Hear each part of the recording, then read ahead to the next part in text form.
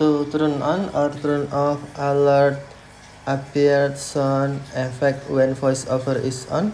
In iPhone 14 Pro, open settings, tap settings to open, and then scroll down the screen, find accessibility.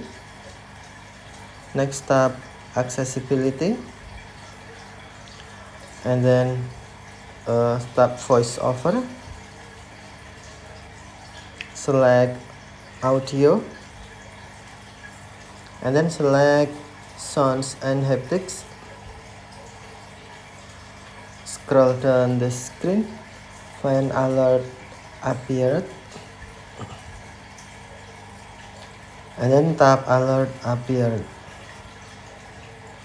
On sound, tap switch until green to turn on, or tap switch until green to turn off. Tap switch until green to turn on alert appeared sounds, or tap switch until green to turn off. Okay, thank you for watching. Have a nice day.